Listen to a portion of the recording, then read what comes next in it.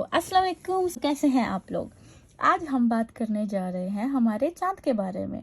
अब आप लोग कह रहे होंगे कि हमारा चांद क्यों, इसने कहा क्या और भी चांद हैं। तो जी हाँ, हमारे चांद के अलावा और भी चांद हैं दूसरे प्लैनेट्स के। इनफैक्ट हमारे चांद से ज़्यादा चांद हैं उनके। हमारी ज़मीन एक इकलौती प्लैनेट है जिसका सिर्फ एक चांद है। अब एक प्लैनेट है जिसके 79 मून्स हैं, जिसके 79 चांद हैं, लेकिन ये एक अलग टॉपिक है। अगर आप इसके बारे में और इन्फॉर्मेशन लेना चाहते हैं, अगर आप मून के बारे में, दूसरे प्लैनेट्स के जो मून्स हैं उनके बारे में अगर आप इन्फॉर्मेशन लेना चाहते हैं तो प्लीज़ कमेंट्स में ज़रूर बताइएगा, और मैं पूरी कोशिश करूँगी कि आपको वो वीडियो जल्द से जल्द मिल जाए।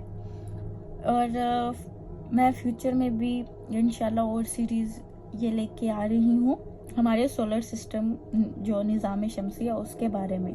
तो गाइस, मैं यूट्यूब पे नहीं हूँ और इन सीरीज़ को कलेक्ट करने में बहुत टाइम, बहुत मेहनत लगती है। तो प्लीज़ मुझे सपोर्ट करें ताकि मैं ऐसी ही और भी अमेजिंग वीडियोस आपके लिए लेके आऊँ उर्दू हिंदी में। मेरा बस यही मोटिव है कि मेरे थ्रू आप लोगों तक ये इन्फॉर्मेशन जाए, क्योंकि मेरा मानना है कि हर किसी को जानना चाहिए कि जहाँ हम रह रहे हैं, जिस दुनिया में हम रह रहे हैं, उसके अलावा भी और ज़िंदगी और दुनिया है। तो चलिए हम वीडियो को आगे बढ़ाते हैं, और अब आपको मैं बताऊंगी फैक्ट्स चाँद के बारे में, जो हकाइक हैं। तो हकाइक, पहला हकाइक है ज़मीन का चाँद। तो जैसे कि मैंने पहले भी आपको बताया है कि हमारे ज़मीन के चाँद के अलावा भी दूसरे प्लैनेट्स के और भी चाँद हैं। तो हर चाँद का अलग अलग नाम है।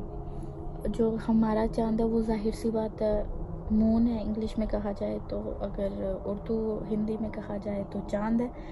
तो जो चाँद में एलिमेंट्स पाए जाते हैं वो है oxygen, silicon, iron, magnesium, calcium, aluminium, manganese and titanium. तो अगर आपको इनके बारे में भी इंफॉर्मेशन जाननी है कि ये कैसे, क्यों, कहाँ से, तो कुछ भी आप अगर जानना चाहते हैं इनके बारे में, ऑक्सीजन, आयरन से, तो प्लीज़ आप कमेंट्स में ज़रूर मेंशन कीजिएगा, और मैं पूरी कोशिश करूँगी कि मैं इसकी भी वीडियो जल्द से जल्द अपलोड करके आप लोगों को बताऊँ। तो चलिए आप चलते हैं फैक्ट नंबर 2 पे, जो कि है हाउ इट वाज मेड, कैसे बना था। तो तकरीबन 5 अरब साल पहले जब हमारी ज़मीन फॉर्म हो गई थी, तो एक थिया नाम का प्लैनेट था, हमारी ही सोलर सिस्टम का था, वो ज़मीन से टकराया, और इन दोनों प्लैनेट्स की टक्कर में जो डिब्रीज थी या जो मिट्टी थी वो इन दोनों की टक्कर में स्पेस में चली गई थी। ज़मीन का भी हिस्सा स्पेस में चला गया था।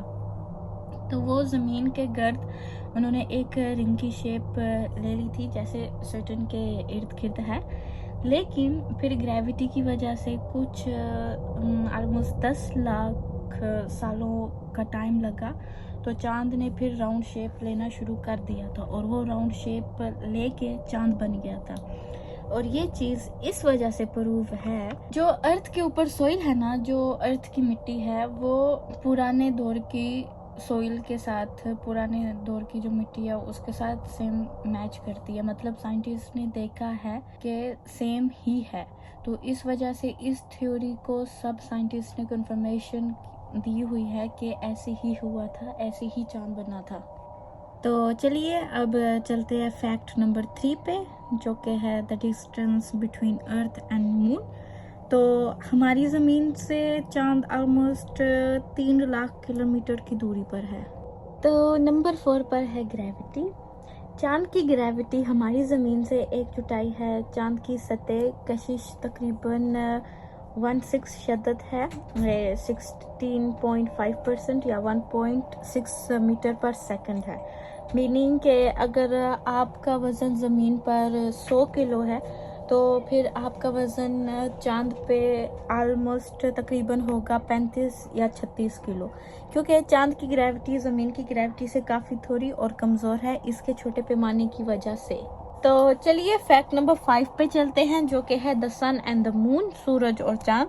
तो क्या आपने कभी नोट किया है कि चांद और सूरज हमेशा हमें सेम साइज के नजर आते हैं, लेकिन ऐसा नहीं है। चांद और सूरज दोनों सेम साइज के नहीं है। सूरज जो है वो चांद से काफी बड़ा है। वो इसलिए हमें सेम साइज के नजर आते हैं क्योंकि जो सूरज है वो चांद 400 गुना छोटा है सूरज के कंपेयर, लेकिन चांद जो है वो जमीन के 400 गुना नजदीक है, जिसकी वजह से हमें सेम साइज के नजर आते हैं। तो चलिए अब चलते हैं फैक्ट नंबर 6 के ऊपर, जो कि है स्टेन्स ऑन द मून। तो हम लोग अक्सर जब चांद की तरफ देखते हैं तो उसकी रोशनी के अलावा हमें वहाँ पे दाग भी देखने को मिलते हैं। क्या आपको पता है कि वो क्यों है? चलिए मैं आपको बताती हूँ। चांद पे दाग नहीं है, बल्कि बहुत ज्यादा दाग है। कुछ बड़े दाग है और कुछ छोटे, क्योंकि चांद का एटमॉस्फेयर नहीं है। वहाँ पे जो एस्ट्रॉइड्स और मीटेरॉइड्स गिरते रहते हैं, वहाँ पे टाइडल उसको हिट करते रहते हैं, और जब हिट करके वहाँ पे क्रेटर बना लेते हैं, और वो इतने बड़े बड़े क्रेटर हैं कि वो हमें यहाँ से फिर ऐसे लगते हैं जैसे दाग है। कुछ क्रेटर्स तो ऑलमोस्ट 100 किलोमीटर तक है। तो अब बारी है फैक्ट नंबर 7 की, जो कि है अर्थ विदाउट मून। तो चांद हमारी जमीन की रोटेशन को कम करती है, जिसकी वजह से 24 घंटे होते हैं ग्रेविटी की वजह से। अगर ऐसा ना हो तो 6 से 12 दिन होते, यानी कि साल में 365 दिन की जगह हजारों दिन होते साल में। जैसा आप लोग जानते हैं, चांद जमीन की लाइफ को, ह्यूमन लाइफ को अफेक्ट करती है, हमें अफेक्ट करती है, समुद्र को अफेक्ट करती है, मौसम, घंटे और दिन को भी अफेक्ट करती है। बिना चांद के लहरें गिरेंगी, मौसम बदल जाएगा, हमारे दिनों की लंबाई बदल जाएगी और रातें स्याह हो जाएंगी। फैक्ट नंबर 8 है the moon is drifting away from the earth. इसका मतलब चांद अप्रोक्सीमेटली 3.8 सेंटीमीटर हमारी जमीन से दूर जाता जा रहा है हर साल, और ये कंफर्म है कि ऐसा करता रहेगा अराउंड 50 अरब साल तक। और जब ये होगा, चांद 47 दिन लेगा अर्थ को ऑर्बिट करने में। फिलहाल हमारा चांद 27.3 दिन लेता है अर्थ को ऑर्बिट करने में। तो चलिए फैक्ट नंबर 9 पे चलते हैं, जो कि है the same side of the moon. हमें चांद की हमेशा सेम साइड नजर आती है। इस तरीके को टाइडल लॉकिंग कहा जाता है, जिसका मतलब है कि चांद का जो दूसरा हिस्सा है, जो दूसरी साइड है, वो पूरी गायब थी एज स्पेस से पहले ही। हम कभी भी चांद की दूसरी साइड जमीन से कभी भी नहीं देख पाएंगे, लेकिन जो स्पेस क्राफ्ट वाले हैं वो देख सकते हैं। अब आखिरी फैक्ट की तरफ चलते हैं, जो कि है fact number 10। Earth is habitable because of the moon. चांद की वजह से ज़मीन हैबिटेबल है, क्योंकि समुद्र में जो लहरें बनती हैं वो चांद की ग्रेविटी की वजह से बनती हैं, जिनको टाइड्स कहते हैं। तो टाइड्स की वजह से ऑक्सीजन पैदा होता है, और हमारा ऑक्सीजन मोर परसेंटेज समुद्र से ही आता है, बाकी कम परसेंटेज है जो दरख्तों से आता है। अगर अर्थ हैबिटेट ना करती चांद की वजह से, तो ऑक्सीजन की कमी होती, समुद्र की लहरें ना बनती, सीजन्स इतने ना होते। अब कहीं चीजें नेचर की सीजन्स पे डिपेंड करती हैं। अगर सीजन नहीं आएंगे, नेचर की कुछ चीजें नहीं आ पाएंगी। तो ओवरऑल देखा जाए तो चांद के बिना जमीन पे लाइफ खत्म हो जाएगी। तो ये थे 10 फैक्ट्स चांद के बारे में। उम्मीद है कि आपको ये वीडियो पसंद आई होगी। प्लीज़ मुझे जज मत कीजिएगा, ये मेरी फर्स्ट वीडियो है, तो इंशाल्लाह आगे आहिस्ता आहिस्ता इम्प्रूवमेंट करती जाऊंगी, बेहतर वीडियोस बनाती जाऊंगी। तो चले मुझे इजाज़त दें, इंशाल्लाह फिर नेक्स्ट वीडियो में मिलते बाय बाय। नीचे जाके